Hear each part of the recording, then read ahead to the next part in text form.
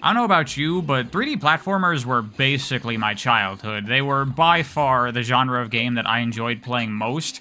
I played a lot of 3D platformers as a kid, and I loved them, and I still love them to this day, but if we're being honest, a lot of 3D platformers are pretty basic games. You know, as a genre that has generally been made primarily targeted towards kids, they're very rarely that demanding, and the gameplay of them is usually very simple. Generally, a lot of 3D platformers are more focused on the charm and the world and the characters and the writing. And that's fine, I still enjoy platformers like that, like I want to play Astrobot if I ever get the opportunity to. But nowadays, I like my games with a lot more meat on their bones and a lot more substance to the actual gameplay itself. I like to be challenged, I like to have a lot of things to consider, I like having a lot of options, and I get to make decisions about how I want to tackle the obstacles in front of me. I like to do cool stuff that just on its own inherently is very satisfying, and when you put it into practical use, it makes you feel like a master of the game and its systems. I like to be able to cheat the game a little bit if I really get an understanding of how things work and how things are set up and go, wonder if I could do this. You know, pushing against the edges of what is possible in the game, seeing something and not being sure, and discovering it is possible and having the skill to execute that. That, to me, these days, is what truly makes an excellent 3D platformer, and historically, the only games you got that kind of gameplay out of was Mario and Sonic. Everything else was way too bare bones to allow for that kind of thing. But thankfully, these days, things are very different, as we now have a number of indie 3D platformers coming out, and clearly many of these developers feel similarly to how I do, because there's been a lot of games with very cool movement cropping up, which I could not be happier about, and in this video, I'm going to be highlighting a bunch of my favorite indie 3D platformers that have some real schmovement going on. The first of these games that I want to highlight is Pseudoregalia, a game with an N64-inspired art style that uses a surprisingly underutilized structure for 3D platformers. It's a Metroidvania. And of course, being a Metroidvania, as you explore this world, you're going to be finding new moves that grant you access to new areas, most of which are through new movement abilities. Things start off fairly basic, but it's not long before you get a ground pound jump and a Mario-style side flip. You get a slide that gives you a little burst of speed, and then you can start jumping out of the slide to preserve that speed, and then you can bunny hop around to really maintain it. You get a kick you can do mid-air to bounce off walls up to 3 times, and the angle you kick into the wall determines the angle you're going to bounce off the wall with. You get a backflip you can do that kind of functions like a double jump, so you can kick into a ledge and then backflip onto it. But then also you can get a little more creative where you turn away from the platform you're trying to get to, so you backflip forward and get a little bit of extra distance. You get a wall run, you get the ability to bounce off guys when you hit them with your weapon. You get a lot of stuff in this game. It gets very cool very quickly. And a little bit of a pro tip here, of all the cool movement stuff in this game, there's at least one thing it doesn't tell you about. If you do a slide jump, and then as soon as you hit the ground, you do a side flip, you get this really, really high jump.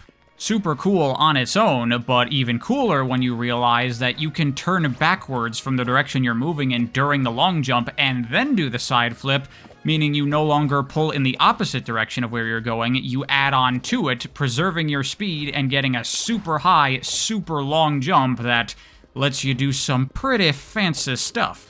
Yeah, this game is really, really cool, and it doesn't stop with just the movement stuff. Like, one thing you can do when fighting enemies is you can throw your little tonfa in the air and then do the kick, and that will launch it to the nearest target. Pretty friggin' sweet. Really cool game. Absolutely recommended. It does a really good job of recreating the N64 art style. Very moody and atmospheric, which I enjoy. The character design is little bit of some furry, horny stuff, but hey, some people are into that. Personally, I find it kind of distracting and a bit off-tone for what the atmosphere of the game is going for, but whatever. The game's super cool. Definitely check it out. And while we're talking about games with an N64 style, how about we talk about Cavern of Dreams next? This here is a Banjo-Kazooie style collectathon, and at first it doesn't seem like too much. Seems like your typical kind of simple, cutesy, fun little game. But after not too long, I started to realize that there's actually some pretty cool tech here. The thing that keyed me into this early on is you get this little tail bounce move you can do where you hit it right as you hit the ground and it gives you a little burst of speed forward. And additionally, you have a thing where if you jump as soon as you hit the ground, then you kind of get like a higher jump. What I realized pretty early into the game is you can actually do these two moves together if you time it well enough, giving you an even higher jump that lets you get to areas you're not supposed to be able to yet. Not the most useful thing in the world. It's not long before you get the proper high jump move, and then you don't really need this anymore. But there is some other stuff in here that is much cooler, much more fun, and much more usable. Such as, for example, the rolling move here. At any time, you can kind of curl into a ball and roll around, and you, like, gain speed based on the terrain. If you roll down hills, and you'll start speeding up really fast. And it's really, really cool. But there's not a ton of opportunities in the game to build up a lot of speed because there's not that many big inclines. However, I realized that when you're in the ball form, you can still do that tail swipe, and when you hit the ground, it gives you this massive launch off. So you can be rolling around all over the place going crazy, and you can use that speed to make massive jumps that you're not supposed to be able to. It's very, very cool. And later on in the game, you get a little, like, bubble projectile that you can do, and the thing about this is it pushes you in the opposite direction. And this as well, I realized you could do while rolling, and in doing so, I learned that the pushback you get when shooting the bubble is relative to the direction you shoot the bubble, and it does actually shoot from your mouth in the direction that your character's head is pointing at. And when you're rolling in a ball, you can position the character's head to be pointed in any direction if you're precise enough. So I realized that you could get your character to point downward and then shoot a bubble down, launching yourself up, getting a bunch of height for all kinds of shenanigans that were definitely not intended. In fact, there's this one puzzle in this game that I don't know the solution for. This gate that you're supposed to either get over or make it go down somehow. I couldn't figure out how to do it, so I was like, you know what? Screw it. I'm just gonna go over it, and you actually could. It was really sick. These kinds of maneuvers take a pleasant, cute little 3D collectathon, very much like those more simple ones that I was talking about before, and turns it into one where there's more going on. So you kind of get the best of both worlds. You still get the cool atmosphere, the nice worlds, the very dreamy, surreal aesthetic that this game is going for, kind of harnessing some of that weirdness that certain N64 games might have unintentionally invoked. You're going around, you're exploring, you're collecting things, you're solving puzzles, but you're doing it with a way more fun movement system than a lot of these kinds of games typically offer. Very neat. I was pleasantly surprised to see that there's more to this game than initially meets the eye. I imagine many people probably play through this game without ever even learning this stuff, and they're missing out on all the coolness. So hopefully, if you check out this game, then you're now in the know on how to make it even more fun. Now let's move on to another collectathon, Castle on the Coast, and another game that had me pleasantly surprised. You know, I was looking at this game, and the visuals of it are clearly a bit on the rougher side, and so I was like, okay, so this is some kind of, like, amateur game, probably someone's first game, probably not going to be anything really worth playing. But then I checked out the demo, and I was like, whoa, wait a minute, hold on a second. Why is this game kind of cool? Why has it got, like, a bunch of neat stuff going on? So as you can see, this game is real floaty. You jump real high, fall real slow, get a lot of hang time. You got a double jump, you have this spin move you can do in the air that basically functions as another double jump, and you can do them together, so you got a triple jump. You can wall jump, you have a Mario-style triple jump, where if you jump 3 times in sequence, then you get a bigger jump every time, and off the triple jump, you can also do a spin and a double jump. You also have a Mario-style dive to get a little bit of extra distance. And after doing that dive, you go into a rolling state that's similar to Cavern of Dreams. You can build up speed when going downhill using this. And this game has a lot more opportunities to use slopes to build speed, and you can carry that speed into your jumps and go friggin' flying. You also get a jetpack you can use for a bit of a hover to extend your jumps even further. Yeah, this is not a game with, like, really tight, well-controlled level design that's gonna push your platforming prowess. But it is very enjoyable just to mess around with this really forgiving movement system that you can push to the limits still. Like, how crazy can I get with this movement? How far can I go? How much can I cheat these platforming challenges? And as you can see, you could cheat them a lot, and it's pretty fun when you're in these sandbox areas.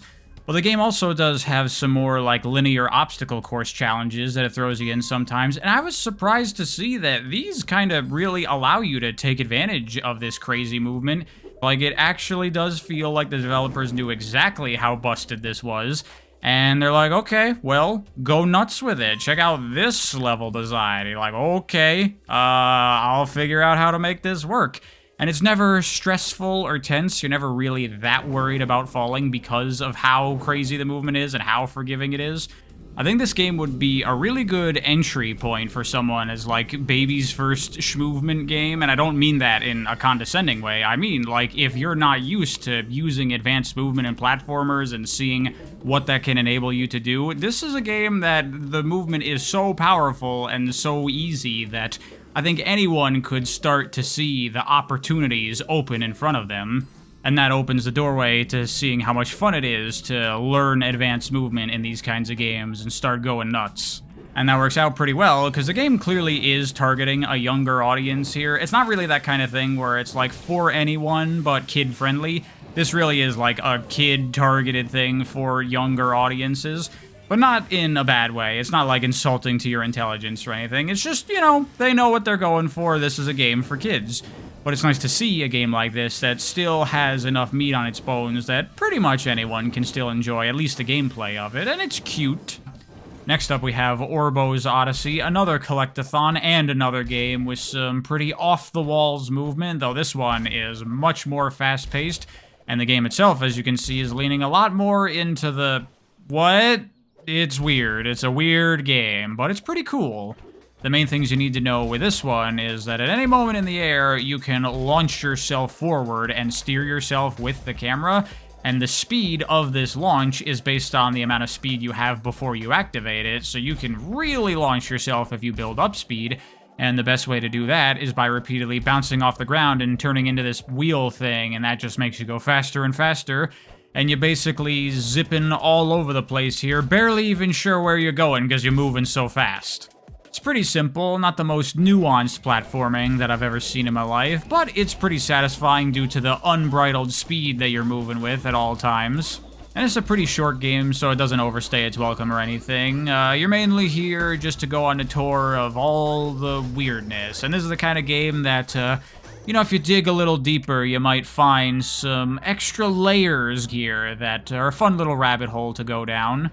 Worth mentioning that at the time of making this video, there is a sequel currently in development. I'm looking forward to that. So, yeah, keep your eyes on Orbo. There's cool stuff happening there. Now, this one here is one of my favorites I'm talking about in this video, Blue Fire. This is another Metroidvania 3D platformer. But this one is especially interesting to me because it takes a lot of its influence from Zelda. It takes a lot of influence from a number of things. There's a lot of Dark Souls and a lot of Hollow Knight in here as well, but there's a lot of Zelda, as you can see just looking at those hearts in the top left corner. Yeah, this game is basically what if Zelda was a dedicated 3D platformer, and I'll tell you, it'd be really cool, and it is here in Blue Fire. Just like Pseudoregalia, this is a game where your movement starts off relatively simple, just a jump and a little dash you can do, but it's not long before you start to get the ability to wall run and wall jump and do multiple air dashes, get a double jump, get this spin attack that launches you up into the air again, functioning like a triple jump. The game also has a badge system similar to Paper Mario, or obviously Hollow Knight is what it's taking it from in this case. So you can equip a bunch of these, and they give you little buffs that make your jumps go higher, your dashes go further, etc., etc. So there's a lot of stuff to find in the world, medals, things that increase the number of medals you can equip, XP for leveling up your character, increasing your health and your magic meter, wallet upgrades, very Zelda style, so you can afford to buy the fancier things from shops that you'll find throughout the game. And check this out, this is something I discovered on my second playthrough of the game that really opened things up a lot. You get this fireball attack pretty early on in the game for attacking enemies at range, but I figured out that if you're wall running and you do that move, then it creates just a little explosion that pops you up and gives you like an enhanced wall jump, and this really opens up the game and lets you do a lot of cool sequence breaking and have some fun. This is a game where you can really do stuff out of order if you want, because all you need is one little piece of tech like that, and that lets you get somewhere way earlier than you're supposed to, where you can get another upgrade that gives you even more movement options that lets you get somewhere else earlier than you're supposed to. So if you're the kind of person that likes that kind of stuff in your Metroidvanias, this is definitely a game that's going to appeal to you. But even if you don't want to go that crazy with things and play the game mostly as intended, it's still a really good time, because like I said, it's got this nice mix. So like Hollow Knight, Dark Souls, and Zelda, the overworld sections are kind of designed very much like a Souls environment, but with heavy amounts of 3D platforming. And then you do go into like Zelda dungeons that have that traditional design, keys all over the place, beat the mini-boss, get your new item that lets you do more stuff. You also have the void challenges, these statues you can find throughout the world that bring you to linear obstacle courses that really put your movement to the test. But these too, depending on where you've been in the game and what moves you've unlocked, you can really cheese them. But regardless, whether you have just what's necessary to beat these or way more than that and you can destroy these levels, they're still really fun. And not to worry, because there's a DLC for this game with a bunch of void challenges built specifically for an endgame character with everything unlocked that get pretty nutso, and they're really fun. I also want to say that I totally adore the mood of this game, the kind of gloomy, grim atmosphere, and you're playing as a little kind of weird, ethereal dude with a mask. Obviously that appeals to me. The only major criticism I have for this game is that the combat is really weak. It's kind of cool because you can dash towards enemies, very Shinobi for PS2 for anyone that's played that, and you can bounce off them as you do combos on them, and that's all neat. The problem with the combat system is that you have a parry that's way too powerful. The enemies don't have very many attacks, they're very predictable, and the timing is very easy. So a lot of the combat boils down to wail on the enemy, parry their attack, and then continue to wail on them until they die, unfortunately. But it's not that big of a deal. It's still at least satisfying to land those parries, and because of it, the enemies die real quick, so it doesn't really get in the way that much. And you can get back to the fun stuff, the platforming and the exploration. And I do want to say, the exploration in this game is very strong. There's so many things hidden all over the place, so many chests to find, so many goodies. Costumes, upgrades, the world is very enticing. You look around and you're like, ooh, what's that? There's a thing up there. I want to get it. I want to see what it is. It had me really scrounging for every single thing I could possibly find in every single area, and it was a great time. Highly, highly recommend Blue Fire. It is one of my favorite 3D platformers to come out in recent years. But now we've been talking a lot about kind of more open-ended, sandboxy type 3D platformers, a lot of collectathons, a couple Metroidvanias. What about some of your good old-fashioned, traditional, linear, get-to-the-end-of-the-level style 3D platformers? Well, let's talk about Super Sami Roll. This is a game very much influenced by the 3D Mario games, especially like 3D World, actually. But as you can surmise from the fact that it's featured in this video, it has some very cool movement. The main thing in this game is you can stick out your tongue and grapple to objects, pulling yourself into them. And the way it works is just whatever direction you're pointing the stick, that's where your tongue is going to go, and that little white arrow is the detector to tell you whether or not it will make contact with something and pull you in. But what's really cool here is once you've grabbed onto something with your tongue at any time, you can jump out of the grapple, giving yourself a contextual double jump. But even more than that, nothing stops you from re-grabbing onto other things and also re-jumping out of that. So you don't even have to touch the ground a lot of time in this game. You can make your way entirely through a lot of levels here just by grappling around, and it's real fun. This game also has a chunky amount of momentum to it, so you can build up quite a lot of speed and go really, really fast, but once you got that speed, you're stuck with it. You're gonna have to pull back to slow yourself down, and that can make the platforming pretty interesting. You also have a bounce move you can do, shooting yourself at the ground and kind of canceling a good amount of your speed to give you some precision so you don't fly over stuff. You got some really good tools in this game for navigating these stages. And the level design here is really solid and very legit. A bit of a word of warning here. This game gets really hard toward the end, especially if you want to go on to the extra secret levels and stuff. Personally, I love it, but I felt it would be good to let you know ahead of time that while this game might look cute, it absolutely does not pull its punches. And for those that really want to get in there, while yes, you can do a lot of crazy skips and shortcuts in this game, the developers are absolutely aware of that because there are rankings here based on how quickly you can complete these levels. And to get the top ranks, you need near speedrunner level strats. So there's a lot to dig into here if you really want to try to get good at this game. And Super Sami Roll is another game that has a sequel in the works. So if you like this game, there's even more of it on the horizon. But actually, you know what? I threw out a warning for the last game that it gets pretty hard. I need to give an even bigger warning for this game, Rocket Assault, because this game doesn't get really hard, it just is really hard. Now, you might be looking at this game and saying, Pariah, this ain't no platformer, this is a racing game. But, like, come on, just because you're playing as a car, that means it's a racing game? You ain't racing here, there's no tracks, there's no laps, there's no other racers. It's just some linear obstacle courses that you gotta get to the end of. Just because you're not playing as a funny little cartoon guy doesn't mean it's not a platformer in my book. At the end of the day, you're navigating a 3D space with cool mechanics, so I'm calling this a platformer. Deal with it, and you probably do, because this game is really sick. Rocket Assault basically takes the mechanics of Rocket League and puts them in a level-to-level platformer context. And that's what makes this game so difficult, because if you know anything about Rocket League, you know that it is an incredibly in-depth game with really, really precise physics-based mechanics. You know, you got the basic drive-in stuff, you can drift, you can boost, whatever, but the real main thing in both this and Rocket League is that while you're flying through the air, you can still boost, and the boost works like real rocket propulsion. It shoots out of the back of your car and propels you based on the angle that you're facing, and while you're flying through the air, you can roll and pivot and tumble your car to give it the exact lineup you want so the thrust will propel your car in just the right way, to steer you, or make you ascend, or descend, or give you extra speed, and it's all completely manually in your control. You have to get that lineup, you need to make your car fly the way you want it to, and it's really difficult. The amount of precision this game asks for is way higher than anything most video games will ever demand.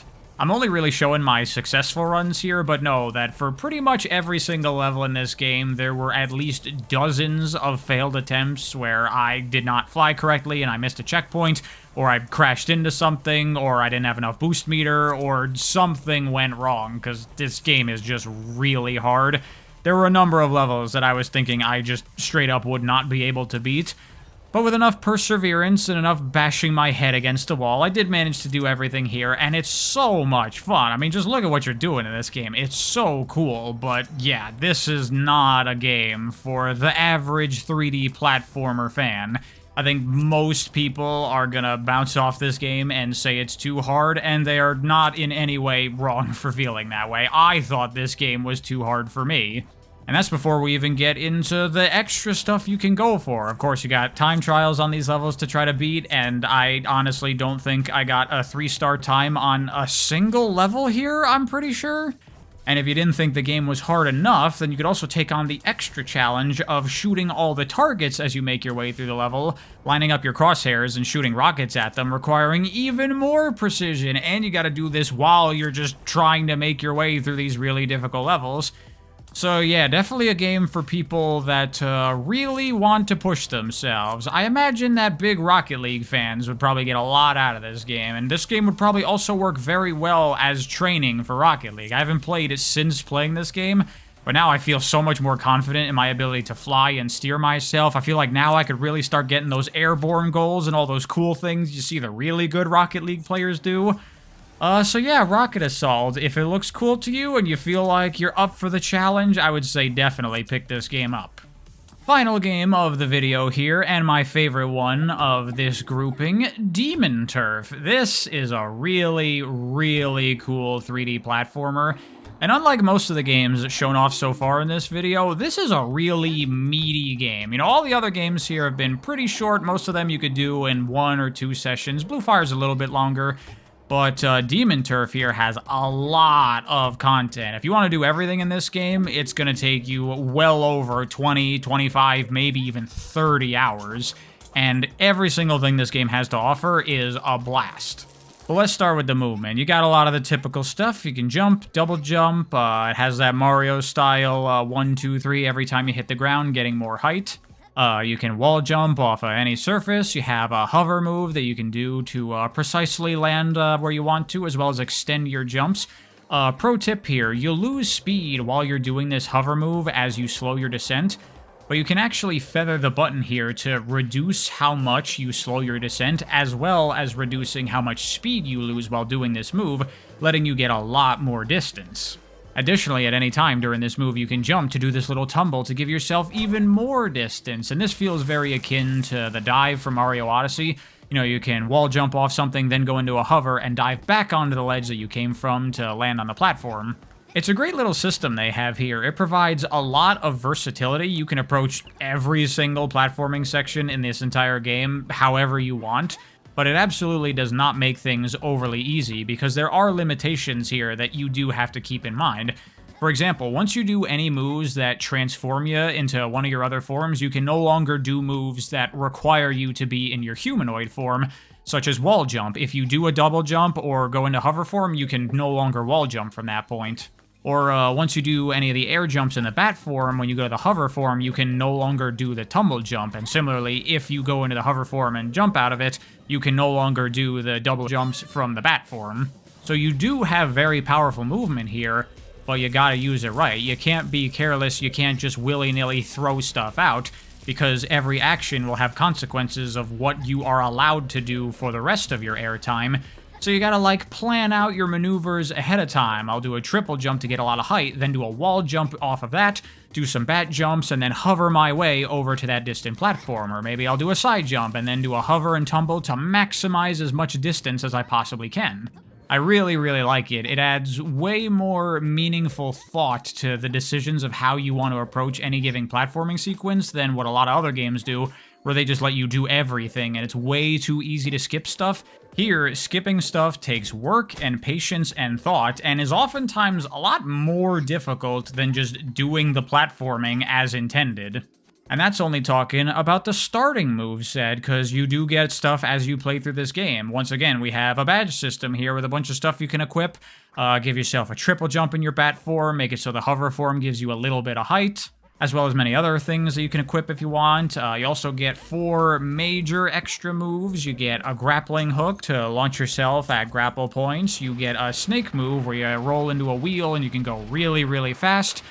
You get a crow move that gives you this glide for traveling super long distances, and you get a little time-slow projectile used for certain obstacles later on in the game.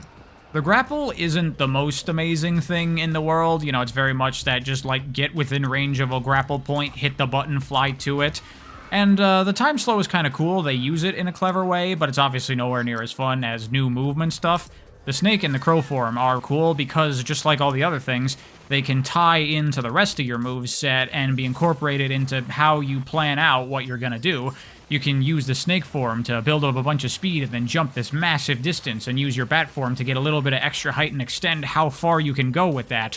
And what's cool about the glide is you can do it after the hover, so you can do a side jump, do some bat jumps, then do a hover to get some extra distance, then go into the crow form and glide really, really far.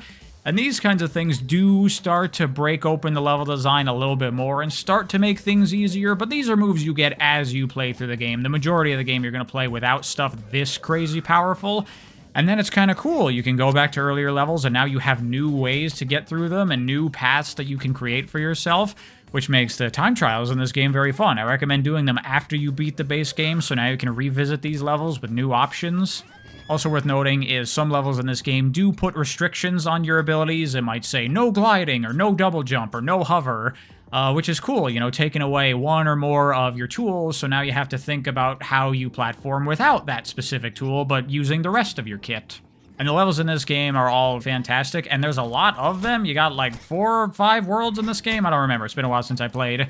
And each one has like 7 or so levels in it, plus a boss fight. And then once you beat the boss of the area, you unlock remixed versions of all the levels, where they change up the level design, make it harder, or just really different, and turn it into basically a brand new level. Plus you got collectibles to go for, and many, many optional extra challenge levels that are extra difficult, or just really weird and crazy. You got a lot of cute cosmetic stuff to unlock in the game by getting all these things, and I find the style of this game really cool. I like the use of 2D and 3D. I like the general vibe, the atmosphere. It's very rebellious, but at the same time kind of silly and just having fun with it. There is combat in this game, and I don't think it's amazing, but it is, at the very least, very different than the combat you've seen in any other game you've ever played, because you can't deal any damage to the enemies. All you can do is push them around. You have these attacks where you shoot out these little projectiles that knock the enemies back, or you can use your grappling hook on them to pull them toward you, and you have to kill them with the environment, either knocking them off platforms or pushing them into, like, spikes or whatever. But they're trying to do the same thing to you, and they also do have attacks that can flat-out kill you. So it's this interesting thing, dodging enemy attacks, trying to line them up, launch them into stuff. It's different, and it's kind of cool, but nowhere near as much fun as all the amazing platforming. Thankfully, I don't think they overuse the combat. They sprinkle it around here and there, but most of what you're doing is jumping around, which is good. The game also had a standalone DLC that added a whole extra world to the game, but also adjusted the mechanics a little bit. The coolest thing it does is it swaps out the glide and the crow form for just an air dash, so it's less overpowered and less able to easily break the level design. But then they also added some extra cool advanced things you can do with it. If you do the glide on the ground, then it creates this little tornado that you can use to get more height than you can through any other traditional jump means. And gliding off of the ground allows you to do an airborne side jump, so you can get a ton of distance and a ton of height. And then, of course, off of that, you can do some bat jumps or some hover jumps. It's so cool and really opens up the level design in really interesting ways. And then, on top of that, there was an additional free DLC update for this game, where they added a frickin' getting over it style climb to the top of this super huge level and fall down mode. You got 50 floors you gotta climb your way to the top of, and if you screw up and fall down, you can land on platforms below you, but if you die from anything, you gotta do the whole tower over from the very beginning. So the stakes can be very high here, and the level design gets pretty difficult as you move up higher and higher, but thankfully, the game gives you upgrades along the way. Interestingly, it actually takes away most of your movement mechanics at the beginning, and you don't really have very much. But as you hit milestones climbing higher and higher, you get permanent upgrades that give you back some of your abilities, as well as adding new ones on top of it. So while it might be a bit frustrating at first to spend so much time climbing halfway up the tower and then dying, you get to keep all those upgrades you get. You get to keep your double jump and your hover and your crow glide, and that makes it much easier and faster to get back to where you were so you can continue on. It's a really fun DLC, and I don't really find it that frustrating. It didn't take me that many attempts to get to the top, and the game recommends don't try this DLC until you've beaten the main game. You really want to be good with these mechanics to handle these platforming challenges. It's awesome. This game is so incredibly fun, and like I said, it's bursting with content. Like, this is a game that really does, in my opinion, compete with, like, the AAA 3D platformers you see, Mario, Astrobot, Psychonauts. It might not be as polished, might not be as pretty as those kinds of games, but in terms of fun and hours you can get out of it, it's right alongside them. There's so much here that I was honestly considering doing a dedicated Demon Turf video, but I think this does well enough getting across the important things that you can see how cool this game is, and then you can get it for yourself, and then you can be excited for Demon Tides, the recently announced sequel to this game that's going open world. Oh my god, I am so excited for that. You can be sure I'm definitely covering that game when it comes out. But anyway, that's it. Those were some awesome indie 3D platformers with amazing movement that I highly recommend you check out. And that's not even all of them. I've covered other ones in the past as well. Like, if you check out my favorite games of 2024, there's some good ones in there. Yellow Taxi Goes Room, for example. I've also done a dedicated video for Penny's Big Breakaway. Highly recommend checking that out. And you can be assured that I'm going to be keeping my eyes peeled for any other cool 3D platformers coming out on the horizon. I'll definitely be covering as many as I can. And I haven't even talked about my favorite movement indie 3D platformer, Cloud Built. That one I'm going to be saving for a dedicated video, because that is a very special game. It is my favorite 3D platformer of all time, and one of my favorite video games, period. So look forward to hearing more about that soon. But until then, why don't you go play yourself some 3D platformers? I hear they're pretty good these days.